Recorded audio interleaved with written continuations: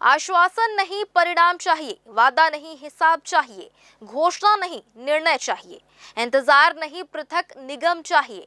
अरपा पार से अब यही आवाज बुलंद हो रही है। सरकंडा और अरपा पार क्षेत्र को अलग नगर निगम बनाने की मांग अब महज मांग नहीं बल्कि आर पार के संघर्ष का रूप लेती दिखाई दे रही है। वर्षों से उठ रही इस मांग को लेकर धरना, प्रदर्शन और हस्ताक्षर अभियान चल चुके हैं, लेकिन अरपांचल के लोगों का कहना है कि हर बार उन्हें सिर्फ आश्वासन ही मिला। चुनाव के दौरान घोषणा पत्र में अरपा पार को अलग निगम बनाने का वादा किया गया। चुनाव हुए और 2.5 साल का वक्त भी गुजर गया, लेकिन पृथक निगम का फैसला अब तक जमीन पर नहीं उतर पाया। इसी को लेकर नागरिक सुरक्षा मंच ने अब सरकार के सामने सीधा सवाल खड़ा कर दिया है। मंच के अध्यक्ष अमित तिवारी ने दो टूक कहा है कि अब सिर्फ आश्वासन से काम नहीं चलेगा, अरपांचल अपना हक लेकर रहेगा। उन्होंने मांग पूरी नहीं होने तक आमरण अनशन पर बैठने का ऐलान किया है। आंदोलनकारियों का कहना है कि यह किसी राजनीतिक घोषणा का इंतजार नहीं बल्कि अरपा पार के लोगों के अधिकार और सम्मान की लड़ाई है। संदेश साफ है, बहुत हुआ इंतजार, अब निर्णय करना होगा, घोषणा नहीं पृथक निगम बनाना होगा। पिछले कई वर्षों से अरपा क्षेत्र को जो है नगर निगम का दर्जा देने की मांग के लिए लगातार वहां प्रदर्शन किए गए, धरना दिए गए, लेकिन अब तक किसी भी जो शासन है और प्रशासन उनके कान में जू तक नहीं चली। लेकिन सबसे बड़ी बात है अब आमरण अनशन की हो रही है। तो यहाँ पे अमित तिवारी जो है हमारे बीच मौजूद है, जो आमरण अनशन की बात कर रहे हैं अभी। जी, ये नगर निगम की जो मांग कर रहे हैं आप लोग अरपा क्षेत्र को, काफी समय से हो रहा है। वादे हुए चुनावी मुद्दे के समय ये वादा हुआ था कि अरपांचल को नगर निगम दर्जा दिया जाएगा। चुनाव हो गए, चुनाव हुए, 2.5 साल बीत गया, लेकिन अब वादे ही रह गए। क्या कुछ कहेंगे? देखिए, ये जो हमारा संघर्ष है 30 साल का है।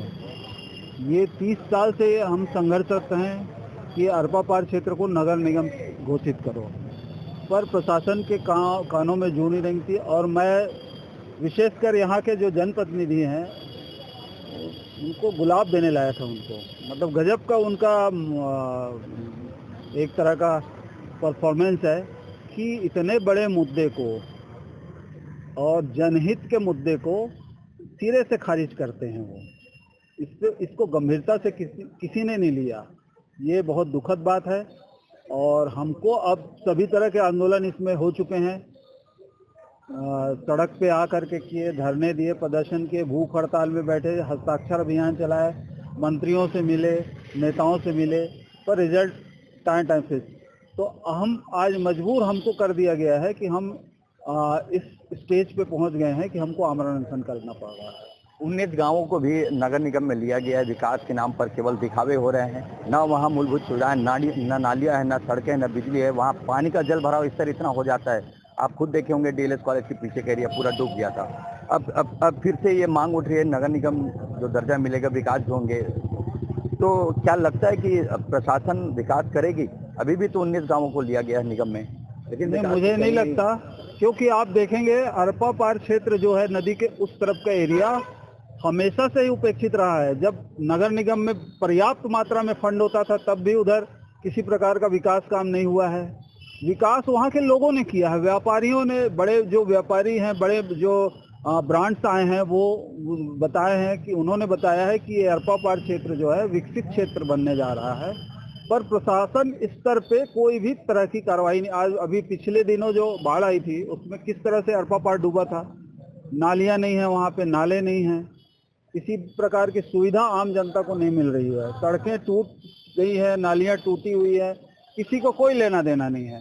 तो हर चीज के लिए तो हमको संघर्ष करना पड़ रहा है आके सड़क पे। सड़कें जो बनी है हमारी लड़ाई से परिणाम स्वरूप सड़कें वहाँ की आज बनी हुई है।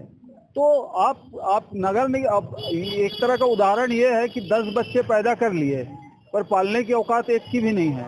तो क्यों पैदा किए हो आप? क्यों आपने नगर निगम क्षेत्र को आपने बढ़ाया? ग्राम पंचायत क्षेत्र को आप अपने में समाहित किए। आज वो ग्राम पंचायतों की स्थिति जाके देखिए, बद से बदतर है।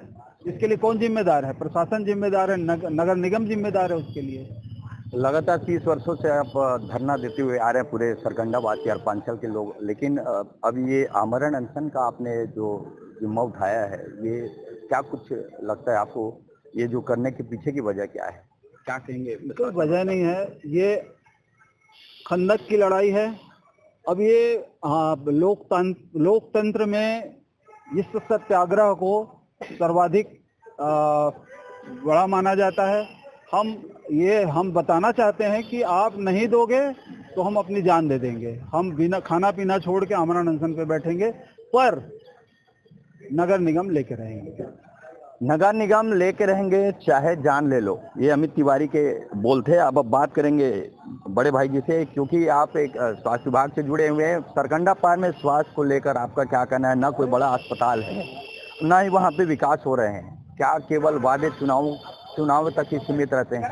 देखिए, यहाँ पे मैं एक नागरिक के हैसियत से आया हूँ और सरकंडा पार जो है वो एक वृहद क्षेत्रफल है और वहाँ पे बिलासपुर की जनसंख्या जो अगर शहर पार को देखें तो उससे कहीं ज़्यादा जनसंख्या आज हमारे सरकंडा पार हो गई है। और ये जो है एक इतना बड़ा कर वहाँ से नगर निगम वसूल करता है, लेकिन उसके एवज में वहाँ पे वो मूलभूत सुविधाएं हमको नहीं मिल पा रही हैं। जैसे आप देखेंगे कि एक जैसे अस्पताल की बात कही आपने, तो एक ठीक ठाक मतलब कि हॉस्पिटल की आवश्यकता है वहाँ पे। जैसे एक जिला अस्पताल है, जैसे मैंने पहले भी कहा कि जो यहाँ जिला अस्पताल है बिलासपुर का, इतना क्राउड होता है कि वहाँ पे मरीज के साथ साथ डॉक्टरों के ऊपर भी बहुत दबाव होता है और इतने मेडिकल ऑफिसर्स हमारे पास है नहीं कि एट अ टाइम इतने सारे मरीजों को देख सकें।